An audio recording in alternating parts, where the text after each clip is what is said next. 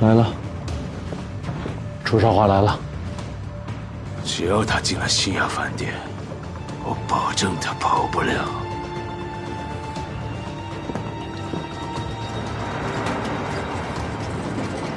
他下车了。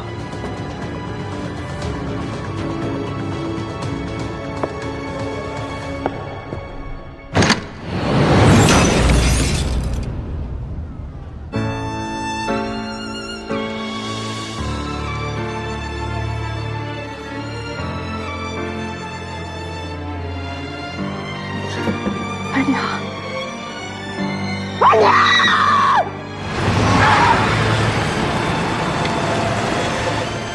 少华，少华，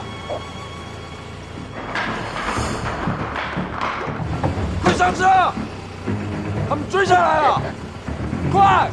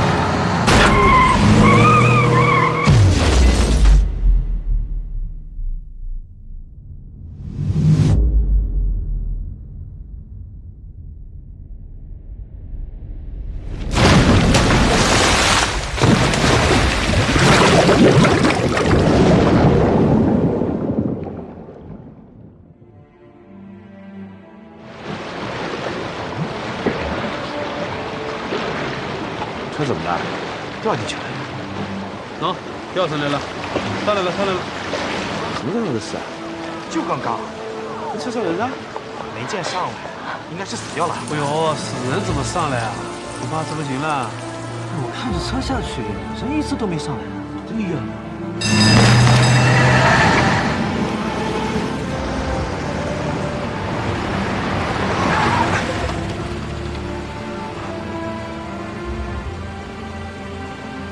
下车。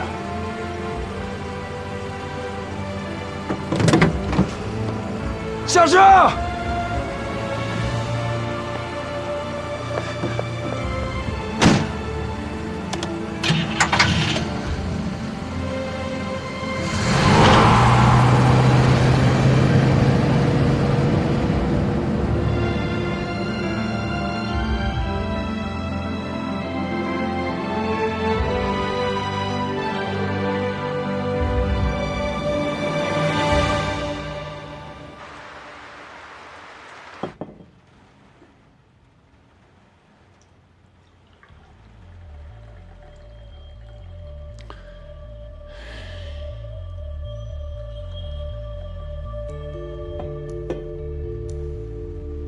先生，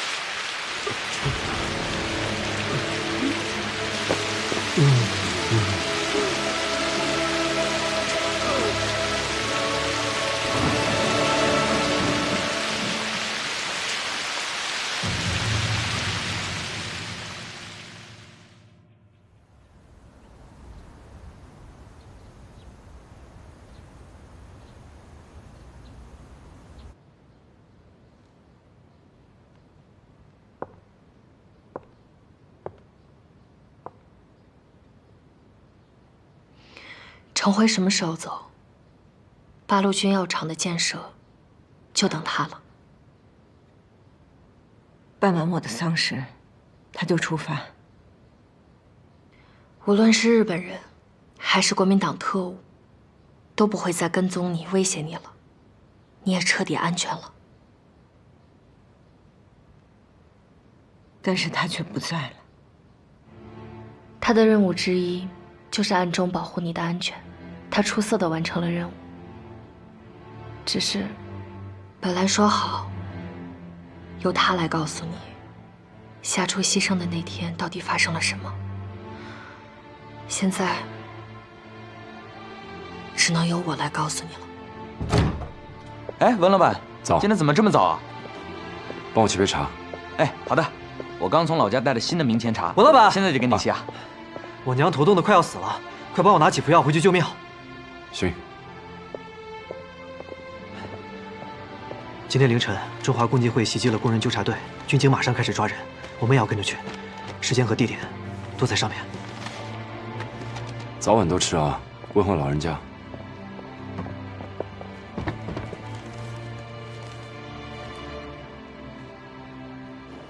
先生，这是您的账单，请过目。好。你好，需要买点什么？我看看。我朋友。哦，那我去倒2杯茶，谢谢。蒋介石现在在抓共产党，你必须转移。开我的车，现在出场还来得及。那你呢？我还得去康宁诊所，还有大河纱厂通知那边的同志，他们也得转移。这2个地方正好是2个方向。你开车去大河纱厂，我去康宁诊所，这样才能争取更多时间。可他们不认识你。你们有紧急联络的暗号吗？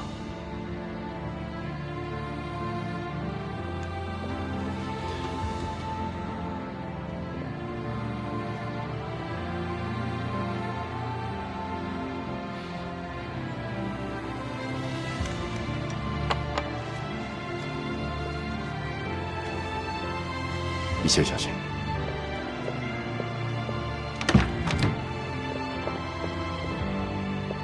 少华，哎，我有点急事，必须马上处理。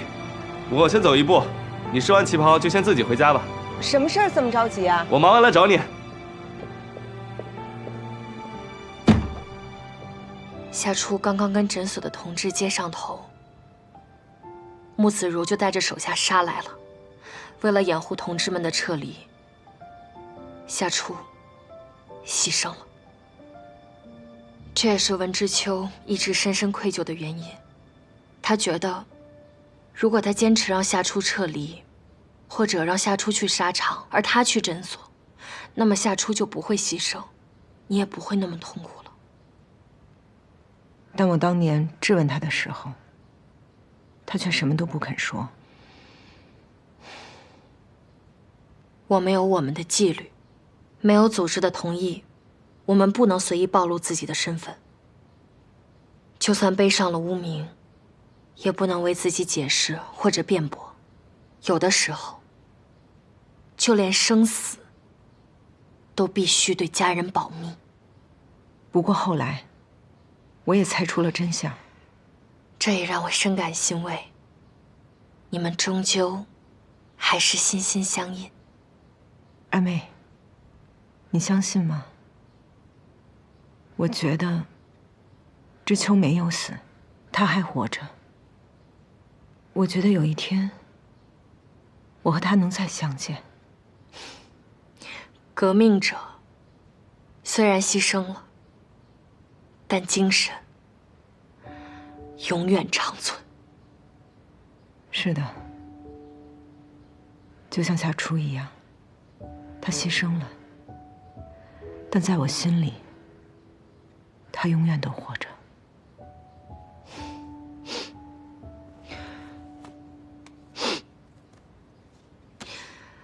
这是你的新身份，到了香港码头，会有我们的同志来跟你接头。抗日不仅仅是场军事战，更是经济战、货币战、物资战，其中也包括医疗物资。你此去香港，就是协助开办联合行，这是我们的交通站，更是我们的贸易行，为将来的医疗物资战做准备。好的。时间不早了，你该去码头了。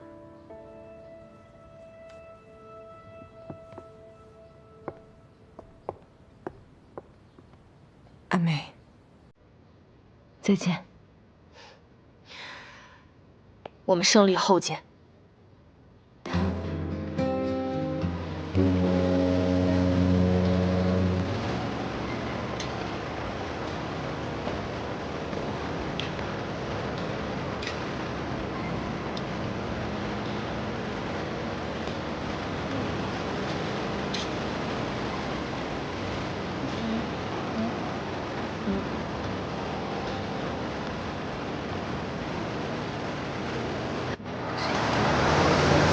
潘主任，楚昌华托人送来的。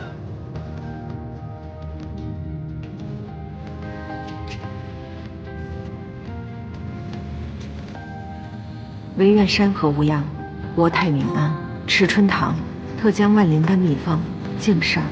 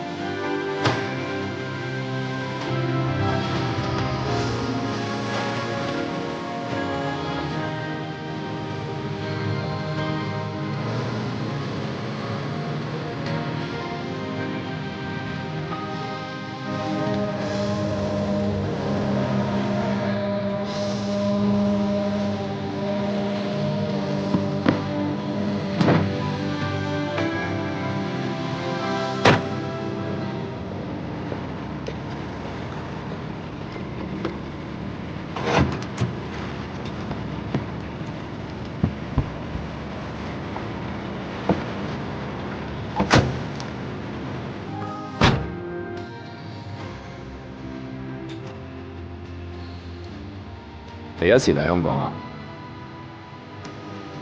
係啊。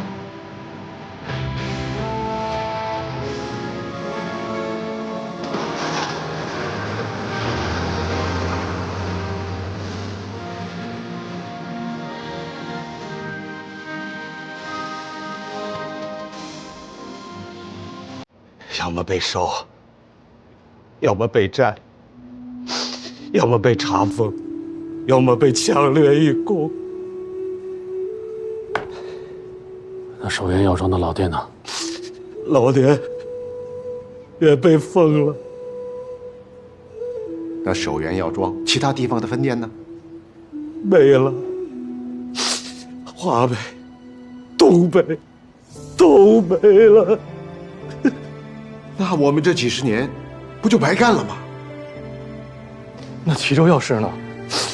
齐州药市也没了。这他娘的生意还怎么做呀？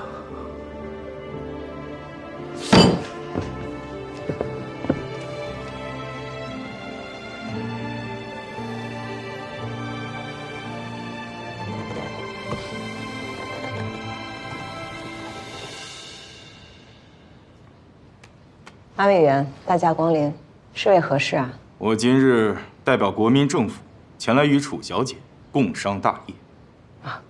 愿闻其详。楚小姐自办韶华制药厂以来，成绩斐然，方方面面的创新与委员长提出的国民经济之建设运动的宗旨不谋而合。因此，国民政府希望与楚小姐合作建厂，一方面解救濒临崩溃之国民经济；另一方面，也可使人民获得安乐之生活。那你们想怎么个合作法呢？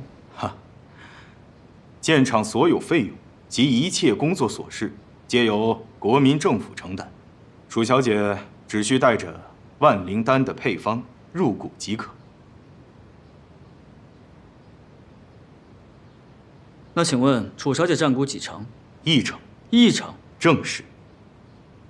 那万灵丹的配方归谁所有？既然是合作建厂，那配方归国民政府和楚小姐共同所有。马委员，依照国际惯例，像万灵丹这样的产品，如果楚小姐要技术入股，至少要占股50%。此外，我们独有的机械提纯萃取技术和先进的生产、销售、管理模式，至少也要占股2成。本人也曾留学美国，知道程副总所言不虚。然而现在国情世事实在特殊，所以无法按照国际惯例实行。怎么特殊呢？东北已经沦陷，日本人在华北也似有箭在弦。我个人以为，中日之间2年之内必有大战。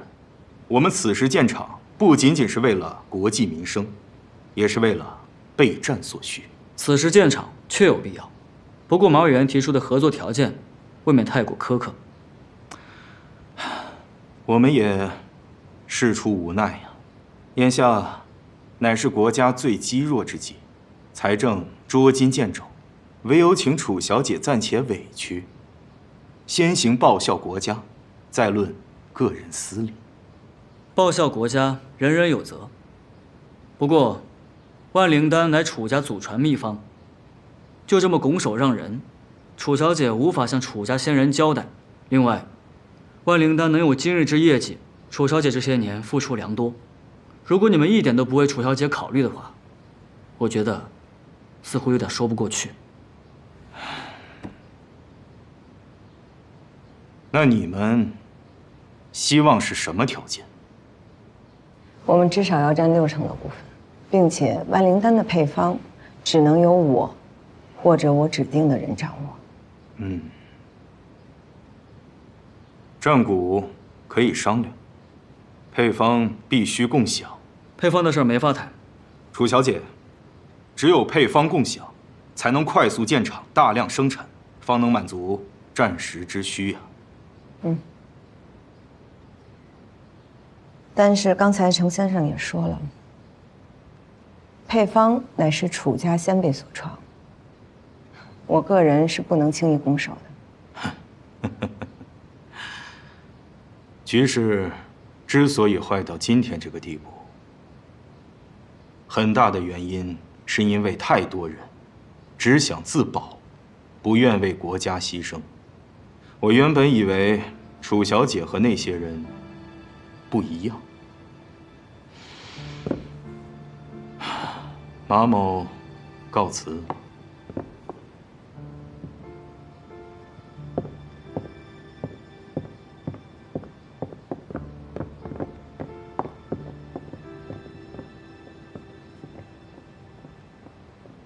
如果国家都没了，我们还捏着配方有什么用？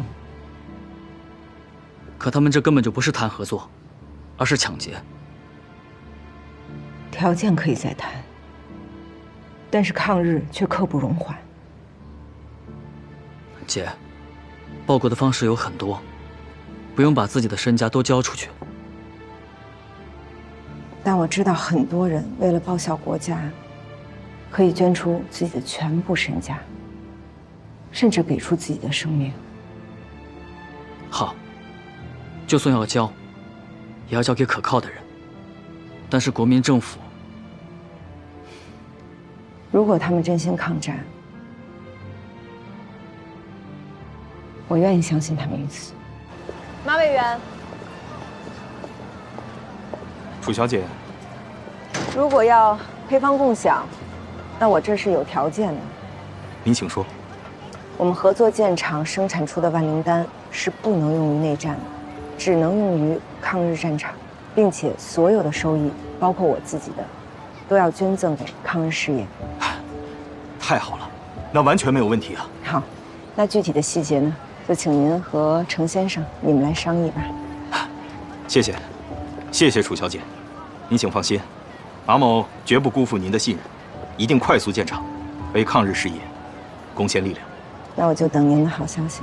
我尽快，再会。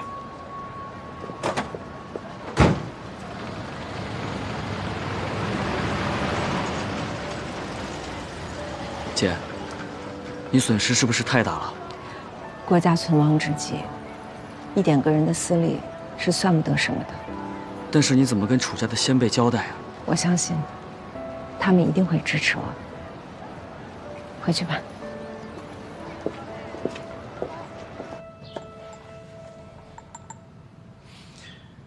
先生，我可以帮助你，但是钱呢，就不需要了吧？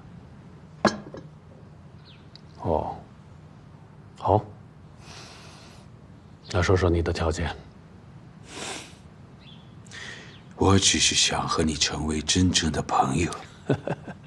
小村先生，咱们认识20多年了，难道还不算真正的朋友？我们之前的感情，应该算是利益往来，互惠互利吧。我说的那种真正的朋友，是你中有我，我中有你的朋友，一荣俱荣，一损俱损的朋友，明白吗？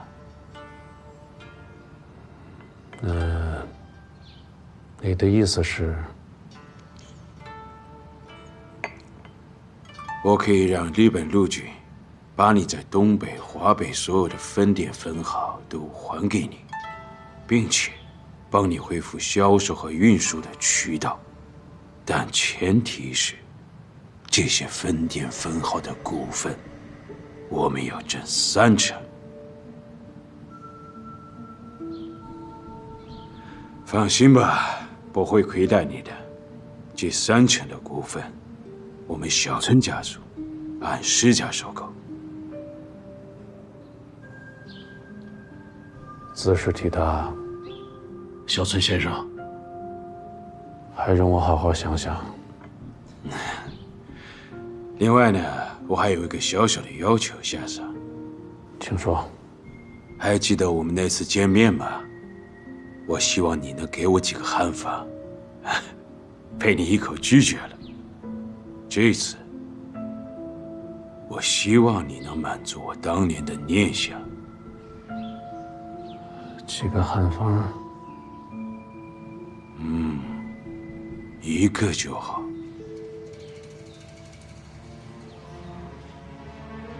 你说的是万灵丹？哎呀，绝不能答应啊！这是唯一能救守元药庄的法子。就算舍了咱守元药庄，也不能让日本人得逞啊！这是什么话呀？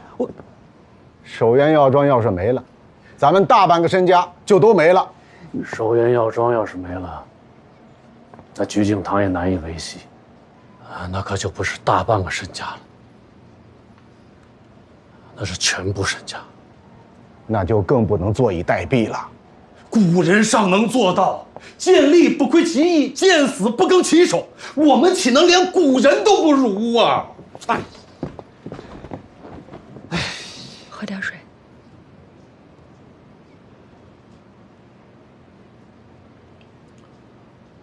三度，说说你的想法。之前我们跟日本人不过是有些生意上的往来，就已经被很多人指着脊梁骨骂了几年。就连国药工会主席位置，也因此丢掉了。两码事儿啊！工会主席的位置丢了，那是被田大少和文哲秋给暗算了。如果此时再让日本人入股的话，那汉奸的名头可就跑不掉了。你懂什么呀？俗话说得好，识时务者为俊杰。就说我们认识的人吧，啊，杨三爷可以了吧？因为没让日本人入股，一夜之间家产殆尽，拼病而死。而比他识时务的刘玉田不但赚得盆满钵满，还得了一个勋爵的位置。大掌柜，你不能只看眼前，将来若这东三省光复，这刘雨田的下场必定是极惨呐！行了吧，就国民政府那几把刷子，哼，东北三省只怕永远都回不来了。此次事关华北，国民政府应该不会再退让。哎。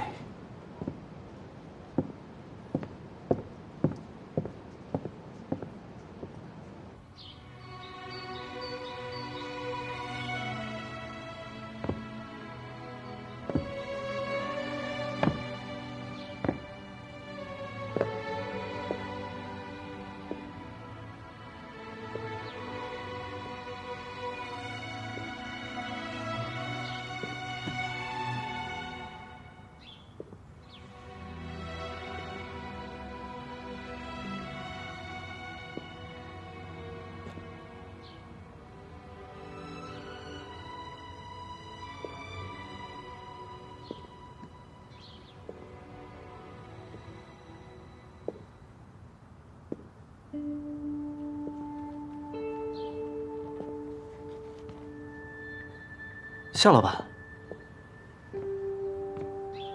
你是？我是于信正。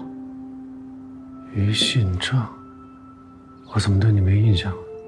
我刚毕业回来没多久，我爹是于中和。中和？哎，你是中和的儿子？对。都这么大了，你爸可是当年跟我一起从齐州一路到上海的，路上他吃了不少苦。你爷爷于太正，那可是守约要章的老人呐。是，我们一家3代都跟着夏老板做事，我还希望我儿子以后也能跟着夏老板呢。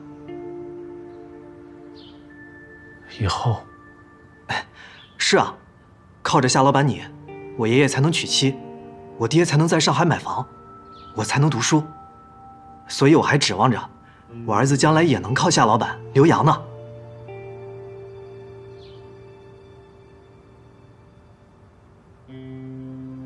好，我争取不辜负你，我尽量，我尽量。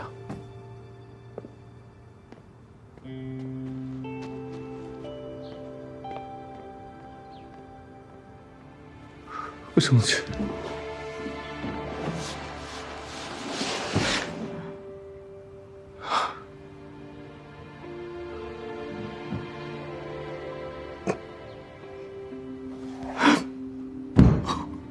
我争取。我争取。我争取。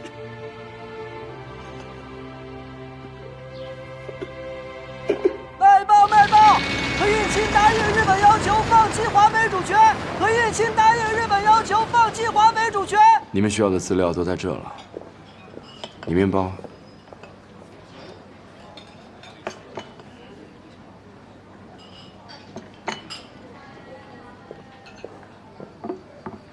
包括之前跟国民政府合作建厂的注意事项、选址建议，还有之前跟政府合作商家的经验教训，马俊才的发家史，还有及其背后势力的政商资源。当然，里面还有大中华制药厂的股东构成，希望对你们未来的谈判有所帮助。谢谢文大哥。部长希望尽快签约。需快速推进建厂事宜，不知楚小姐对合同还有什么意见？合同其他的条款都很清楚，唯有2个关键问题不明。第一就是，我们既然是和国民政府合作建厂，共享配方，那为什么我们的签约方是大中华制药厂呢？我特意打听了一下，这个大中华制药厂乃私人所有，和国民政府没有丝毫关系。是这样，国民政府已将万灵丹列入军需药品，出于保密需要，才委托大中华制药厂与楚小姐签约。那我们是否能看一下国民政府和大中华制药厂的委托协议呢？此乃国家机密，不可公开。那这恐怕很难让我信服。楚小姐不必多虑，这是部长亲自过问的项目，不会有任何差池。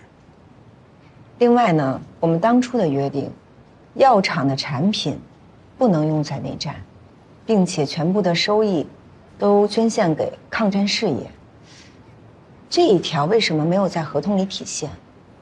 楚小姐莫急，你所提到的内战、抗战，是涉军国党派，如若写入这合同，怕是引起不必要的纷争，所以我们只能口头应诺，无法落入文字。那如果是这样的话，恐怕这份合约我们暂时是不能签的。楚小姐，国难当头，我们不必纠结这些细节吧？马委员，这不是细节，这是原则。楚小姐，你这是要出尔反尔了？哎呦，我怎么觉得出尔反尔的反而是你们呢？程副总，我和楚小姐单独说两句。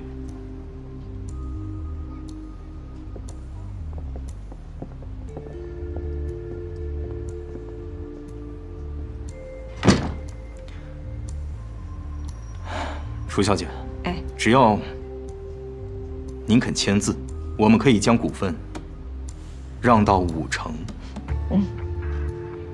我要求的不是股份，我要的是抗日的承诺，要白纸黑字的落到实处。这我可无法答应你啊。那就拜托马委员，请能答应我的人过来再跟我谈条件吧。楚小姐能够为民为国，这是你的荣幸啊。马委员，如果能够真心的为国为民，那我愿意把我所有身家都捐出去。但我就是怕有一些人打着为国为民的旗帜，干的却是利己卖国的事儿。好啊，楚小姐，你可知大中华制药厂真正的股东是谁吗？这我当然知道了。我就是因为知道，所以他们的口头承诺，我是一句都不带相信的。那你更应知道得罪他们的后果吧。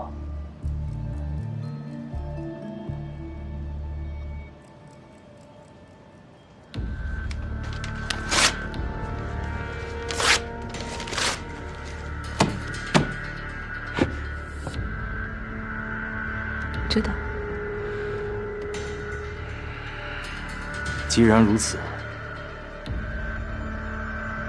那就走着瞧。不送。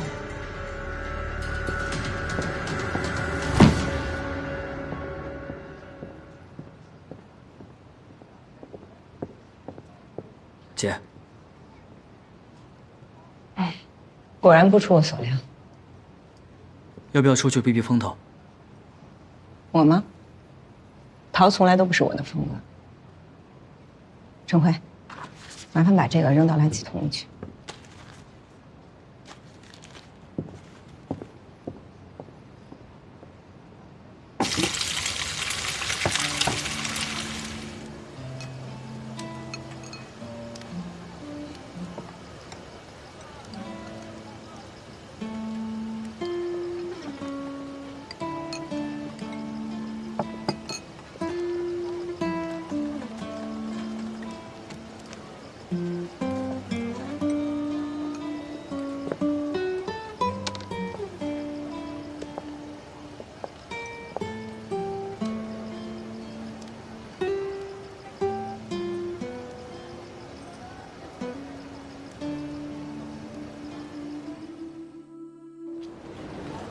我参加妇女会的事情啊，还希望各个姐姐多多费心，多多帮忙。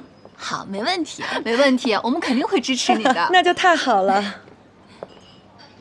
白小姐，夏夫人，找我？是。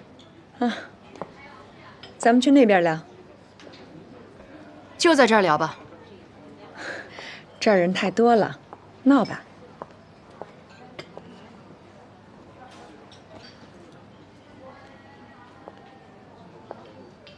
夏夫人想喝什么？你的历史，我大概知道一些。如果你想知道的更多，尽管问我，我一定知无不言，言无不尽。如若我们家老夫人还在，是断不会允许你这样的女人和夏家扯上关系。如果老夫人真的在的话，这事儿她说了也不算。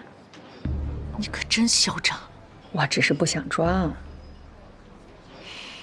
也不知道我们家夏元看上你哪一点。如果你真的想知道，回家问他。白小姐，你说你这么年轻，又这么漂亮，何必非要在夏元身上浪费青春呢？我不是这样想的。相反，我跟夏元在一起，能得到很多。如果你愿意离开夏元，这2万大洋就是你的，2万，外加1辆轿车。哇！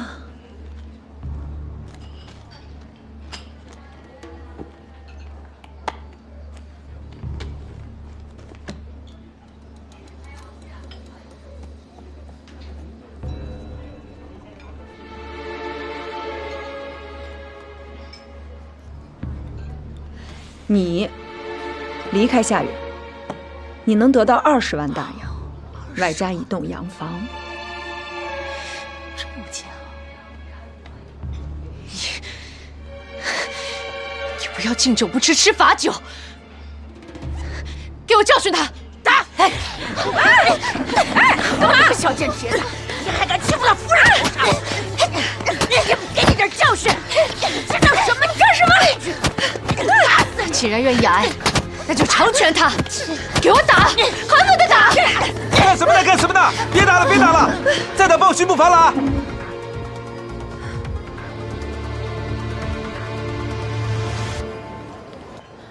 大哥，别忙了，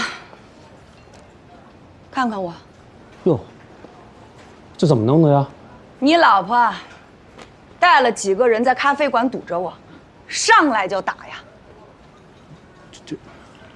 淑芬弄的，咱里面说话。不去，不去，不去，哪儿都不去，就在这儿说。我这打是因为你挨的，这事儿你得管啊。我管，我肯定管。你这样啊，你先去趟医院，去最好的医院，钱我出。哼，这是钱的事儿吗？我挨打了，你看清楚啊！我挨打了，我被人欺负了。我知道。你想让我怎么办啊？别工作了，放下手上的事儿，陪我去医院。我现在有一个特别重要的会议，我去不了。你还开什么会呀？我都这样了，我被人欺负了。我最近已经很烦了，你别再给我添乱了，好吗？是我给你添乱吗？你给我弄清楚，添乱的人是你老婆。好，这样，这个你先拿着啊，先去趟医院，然后去百货公司，想买什么就买什么啊。你什么意思啊？你觉得我白背心差这么点钱吗？你到底要不要？这事你到底管不管？老板，咱该走了，来不及了。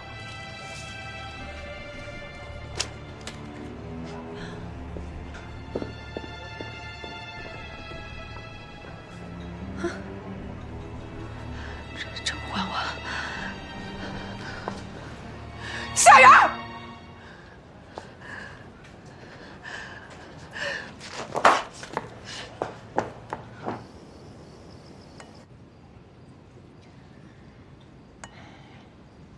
没有伤到筋骨啊，只是一些淤青和红肿。我要跟他分开。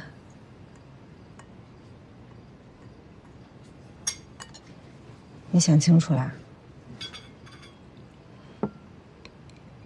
我寒心了。我支持你。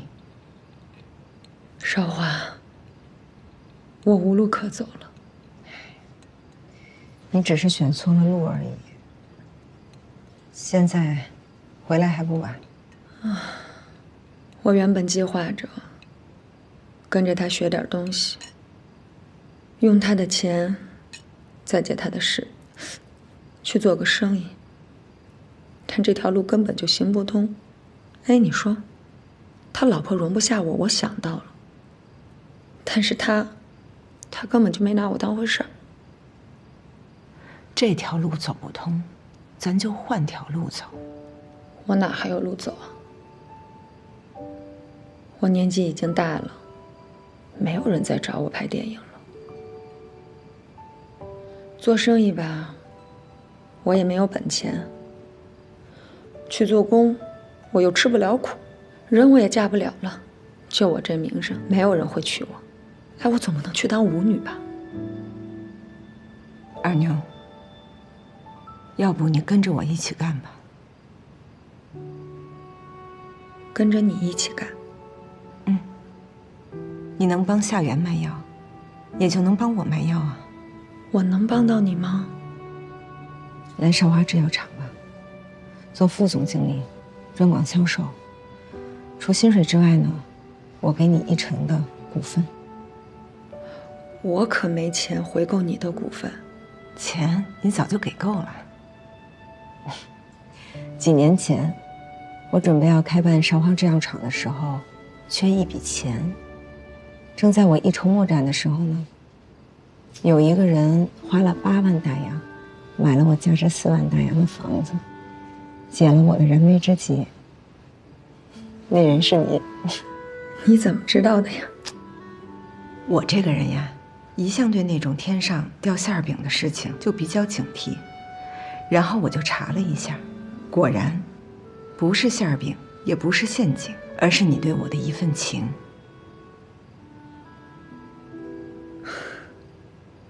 原来你早就知道了。嗯，你没说嘛，我就也一直没有捅破。现在，也是我该对你还这份情的时候了。但你这份情，还的太多了。一点都不错。如果没有你这8万大洋，就没有我现在的少华制药厂。而且咱俩10多年的友情，不是钱能来衡量的。来我这儿干吧，你就算帮我。但是少华，我担心自己帮不到你啊。夏元这个人呢，虽然唯利是图，但是他做生意是一把好手。你跟他这么多时间，肯定学会了很多东西。下一步啊，我要开办分厂，还要研制新药，我需要你。你就不怕夏元把我给带坏了？不怕呀，他带坏了，我也有信心把你引回正道上。好，我跟你干。太好了，咱姐妹俩又能在一起了。如果有一天我做了对不起你的事儿，你会原谅我吗？咱俩在一起，风风雨雨这么些年，没有什么事儿是不能原谅的。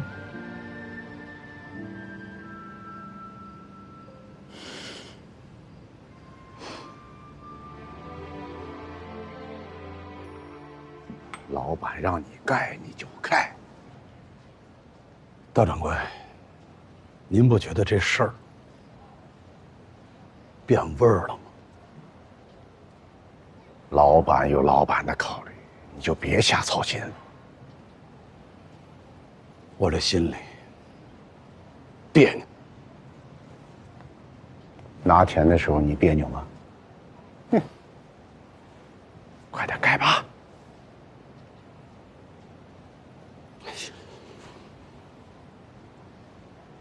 掌柜，您说老板不会让日本人进来吧？日本人不进来，大家就得死，死就死，这都什么世道了？大不了从头再来。嘿，说的轻巧，你我都是50上下的人了，没机会了。那实在不行，我们可以回去种地嘛。你能回得去，我回不去了。行了行了，来，快点干了。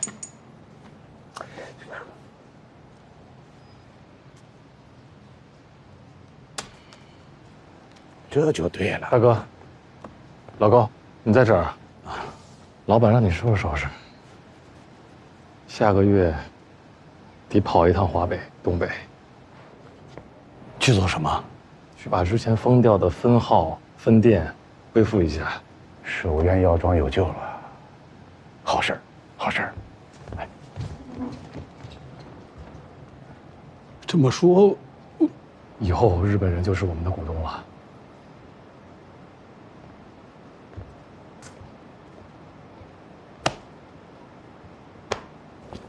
我跑了一圈下来，发现啊，有几个环节我们可以取消掉。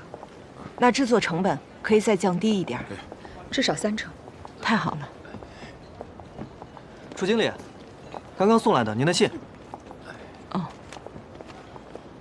具体的我都记下来了，回头你看看。怎么了？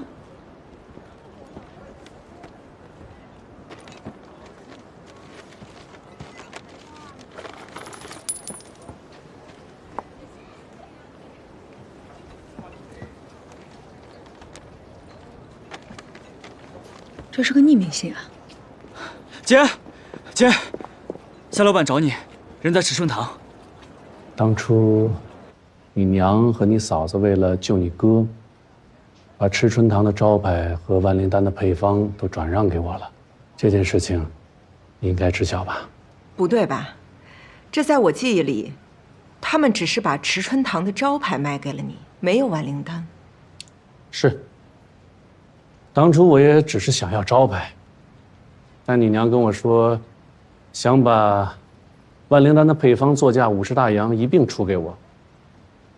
我其实并不太想要，但你娘言辞恳切，我一心软，就多付了50大洋，也一块儿买下来了。老高和易大金当时都在场，他们可以作证。我跟娘去那个守元药庄找了那个3掌柜，本想着吧，抬抬价的，结果你猜怎么着？他好像知道咱们家急用钱，死活就给180个大洋。可惜那万灵丹的方子没人买，不然还能给你凑几个钱。那如果这件事是真的，那我娘和我大嫂，为何从来在我面前没有提起过呢？还有我大哥，他把万灵丹的配方传给我的时候，也是一字未提啊。No， 从没提过。对。啊。这就是你的家务事了，我无从知晓。又或许，是他们跟你说了，楚小姐忘了。也或许是夏老板一时兴起，杜撰了一段往事。看来楚小姐是不打算认这个账了。这子虚乌有的账，我为何要认呀？没关系，凭证都在。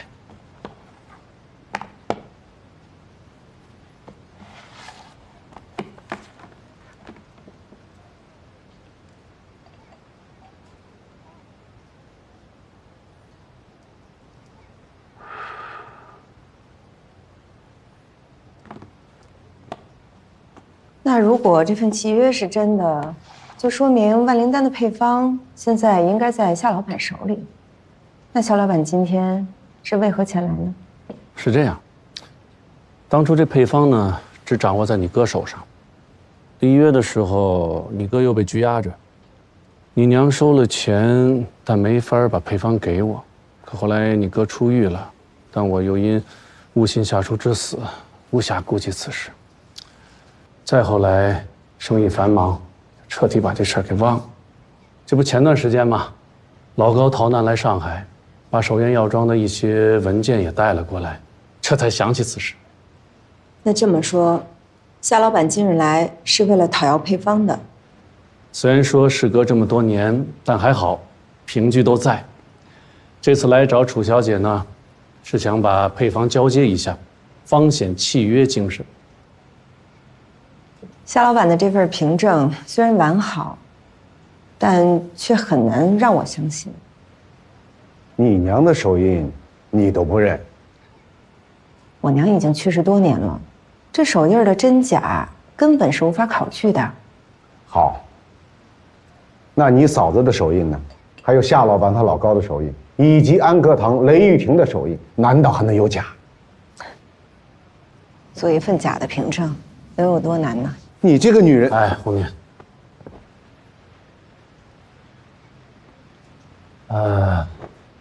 楚小姐啊，你的心情我非常理解。万灵丹能有今天，除了配方神奇之外，更离不开你的努力。你看这样好不好？我愿意让渡万灵丹一半的权益给你，一半哦。我已经拿出最大的诚意了，我也希望看到楚小姐的诚意。我的诚意，我的诚意就是万灵丹是我们楚家的，和你一分钱关系都没有。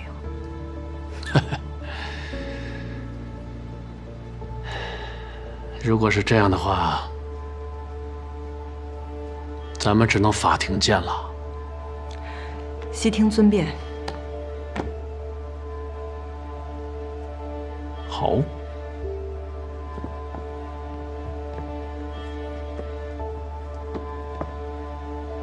一旦上了法庭，你的权益就是零。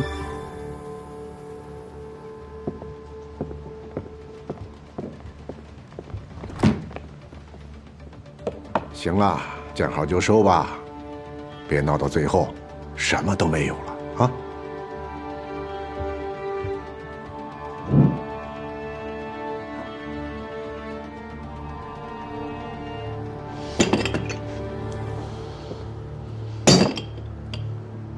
不就是万灵丹火了，挣钱了吗？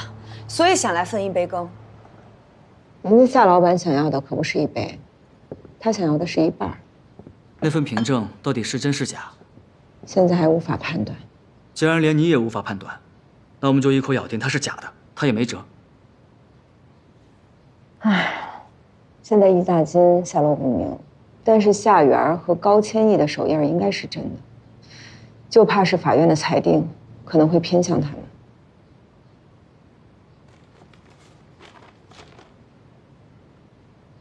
上面写几号开庭？15天后。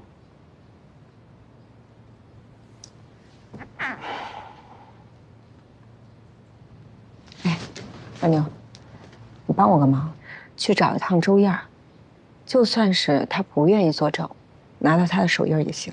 没问题。陈慧，你去帮我订一张明天去北平的车票。好。你要回去啊？嗯，我想回趟齐州。如果我大哥手上还留着当年的凭证，那一切都因人而解了。回去之前，我还得再见另外一个人。好，幸会幸会。哎，高先生，楚小姐，您怎么在这儿？我在这儿等你。您找我有事？我想跟您详细打听一下，我娘当年卖迟春他们招牌的详情。我记不太清了。您是记不清了，还是不方便说呀？随您怎么想吧。如果当年我娘真的是把万灵丹卖给了夏老板，那我绝对会遵守契约的。可是现在疑点实在是太多了，我真的很想搞清楚这件事。您还是去找夏老板吧，他更清楚。夏老板，在他的世界里面，只有金钱利益，没有是非真相。但您和他不一样。我是他带出来的，怎么可能不一样啊？您骨子里就和他不是一类人。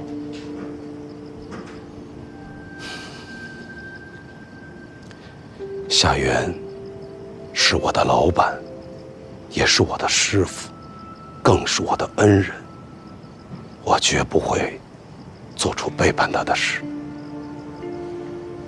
但我认识的您，是更不愿意违背自己良心的。高先生，我当年刚刚涉足药铺经营，就认识了您。虽然咱们的见面次数不多，但是您谦谦君子的形象，一直都让我非常的敬仰。我甚至暗下决心，以后做生意也要像您那样，坦荡诚恳，夫妻不战，守然求真。所以我在这儿等您，只想问您一个问题：我娘当年是不是把万灵丹的配方真的卖给夏老板？高先生。楚小姐，我已经不是当年的高千亿了，告辞。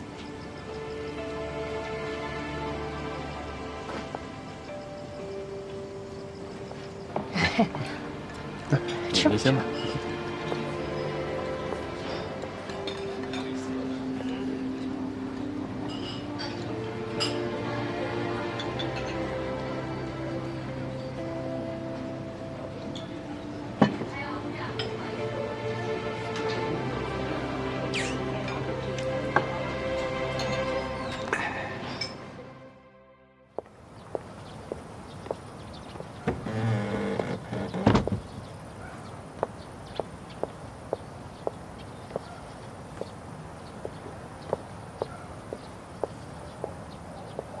大哥，韶华，哎呀，我的韶华回来了。大哥，还好吗？我好，我好得很呢。小宝呢？他在当学徒，1周回来一次。宋平呢？他在王掌柜那儿。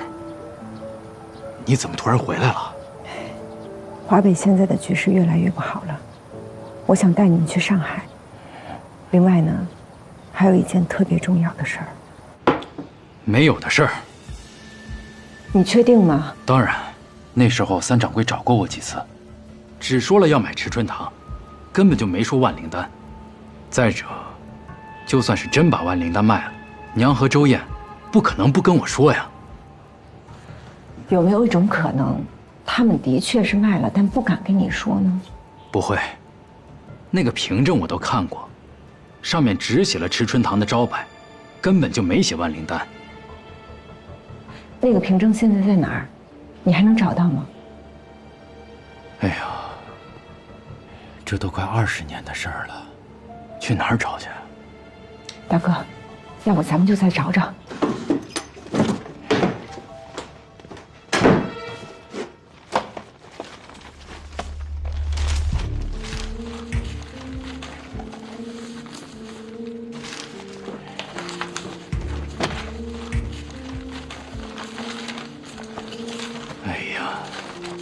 的确是找不到了。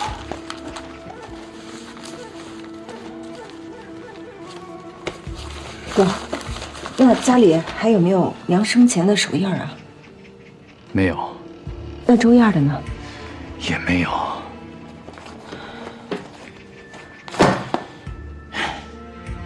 要真是找不到的话，我就跟你回上海。如果这个夏元非要强占万灵丹，我就跟他拼了。大不了同归于尽。哥，别着急，就算找不到，咱还有别的办法呢。还能有什么办法？这个凭证不是1式3份吗？咱有1份，夏元有1份，安克堂那儿还有1份啊。自从齐州药师休市以后，安克堂也关门了。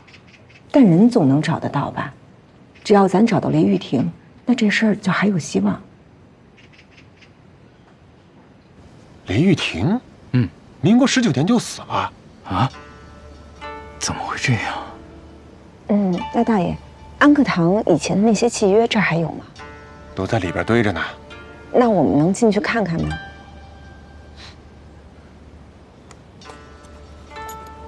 大爷，帮帮忙。跟我来吧。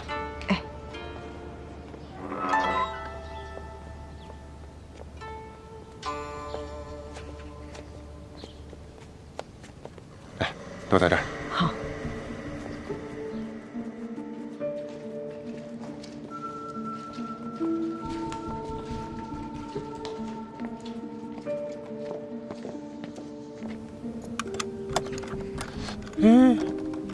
是这把钥匙吗？别搞错了。不会错啊，上个月就用这把钥匙开的这道锁呀。哎呦，开了。好。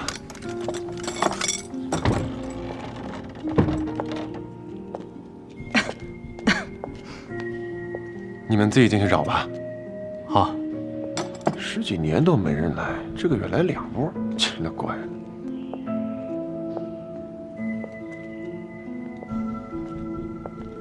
要不这样，哥，你去那边找，我在这边找，咱们先从民国5年找起。好。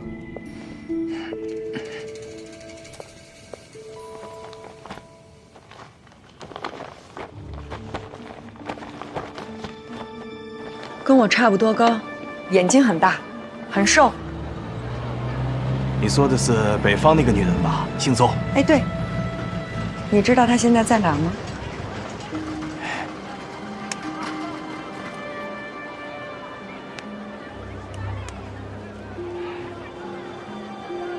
死了。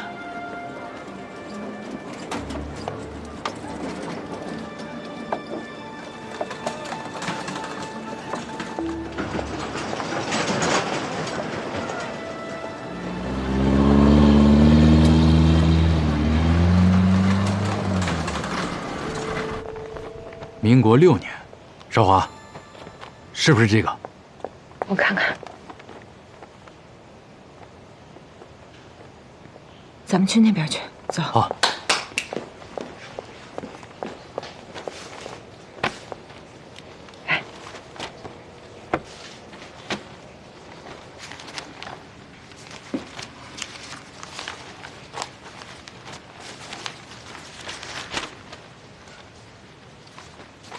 哥。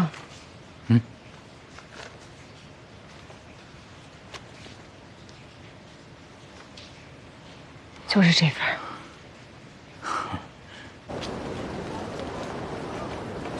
现在眼下的状况对少华非常的不利，必须把水搅浑。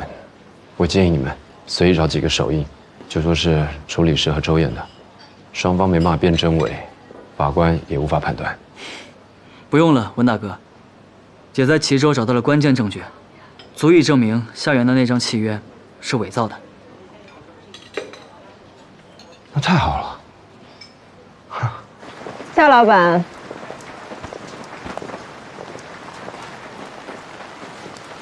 楚小姐，现在改主意还来得及。夏老板，真的假不了，假的也真不了。可这要一开庭，万灵丹可就全归我了。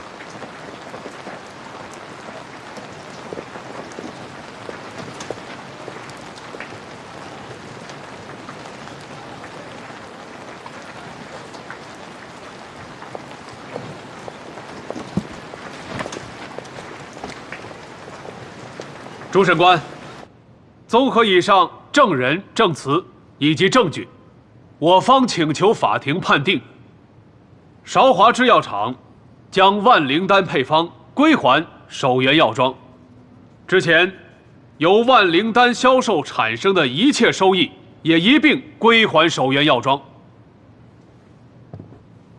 被告律师，针对原告方的证据主张，你们有什么需要辩护的？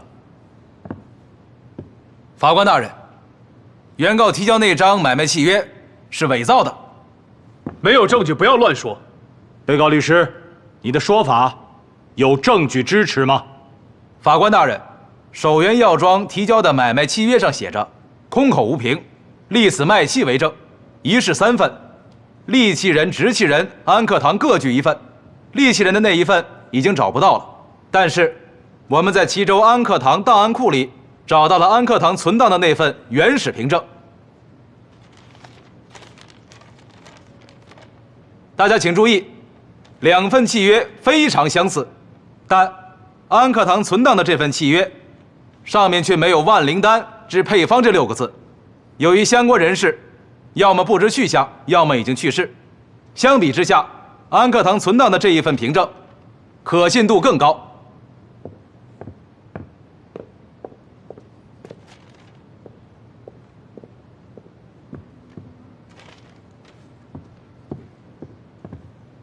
法官大人，我方请求仔细核查被告提供的证据。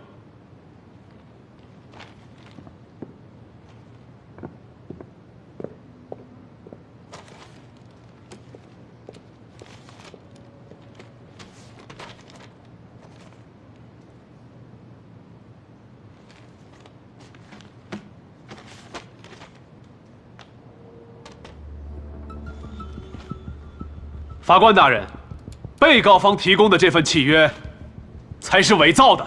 没有证据就不要乱说。夏元和高千亿的签名和手印根本就不是他们2人的。你要是胡说八道，小心我揍你！6个按手印的人中，3个已经去世，1个下落不明。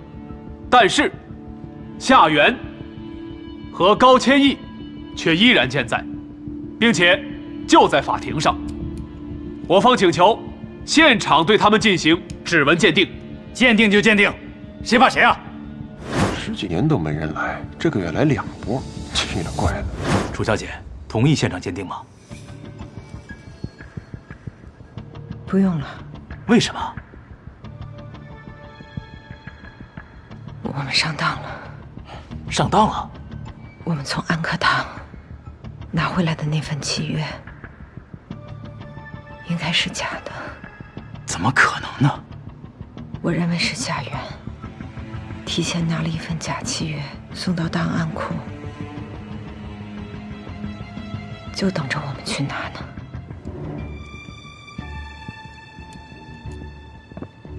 法官大人，我方不同意现场鉴定。你们是不是心虚了？因为现场出现了一些意外情况，我方请求暂时休庭。那怎么行？除非你们承认自己伪造证据。安静，请证人高千亿。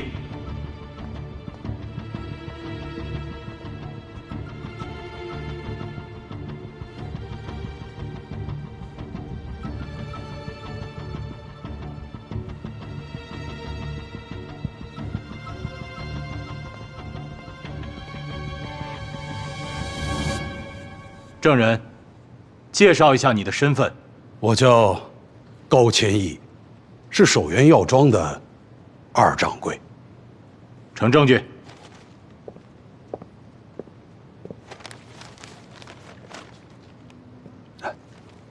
取指模。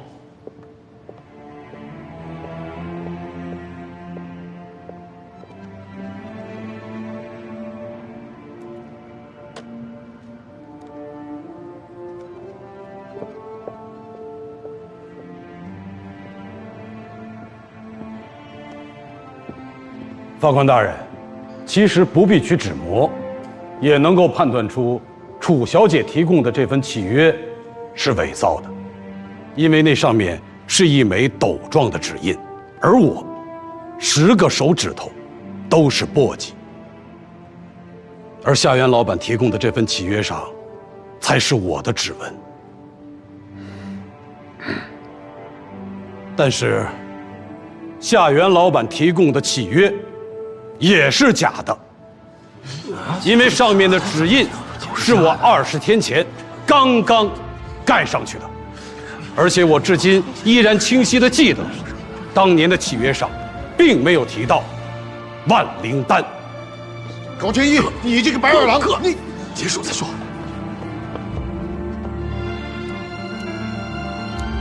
哈哈哈哈哈哈！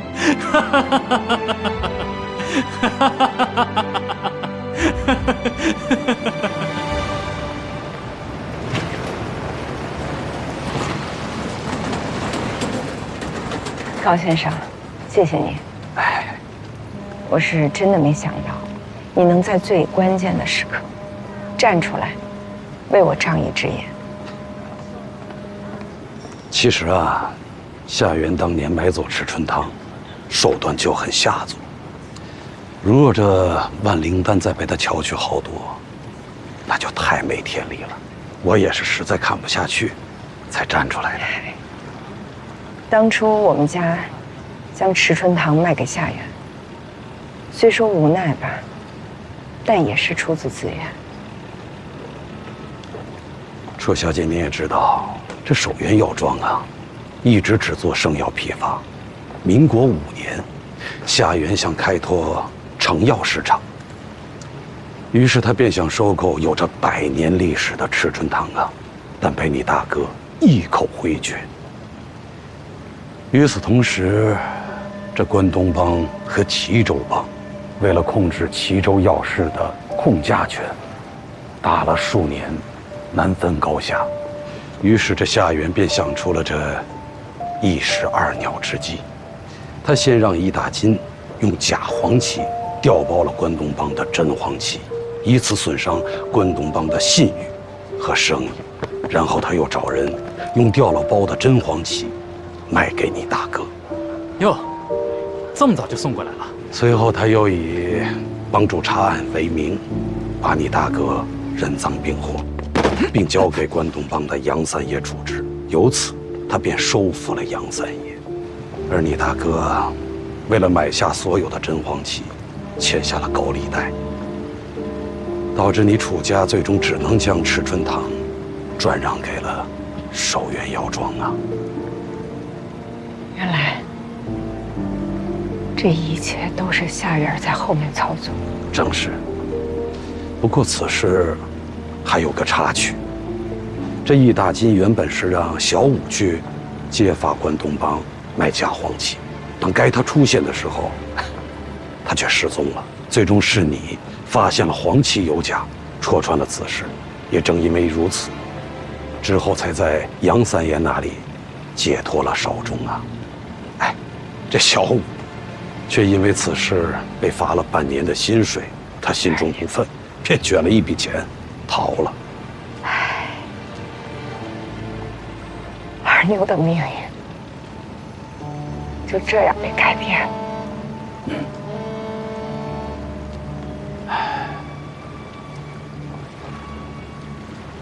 我该上船了。先生将来要如何打算？哎，没什么打算。在这商场里勾心斗角大半辈子了，着实累了。此次回家正好可以好好歇歇了。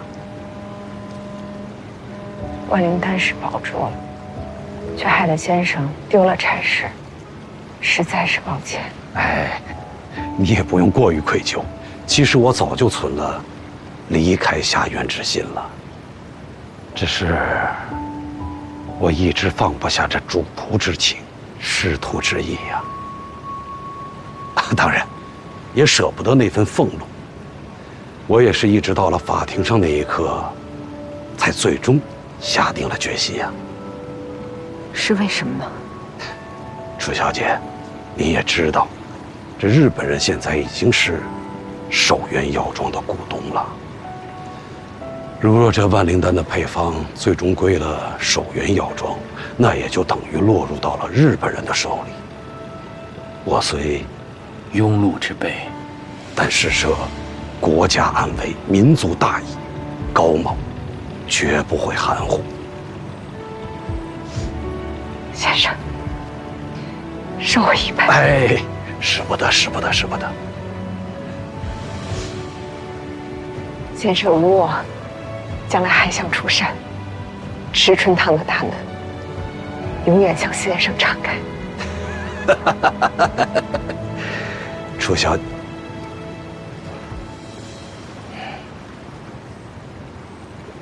楚老板，咱们后会有期。告辞。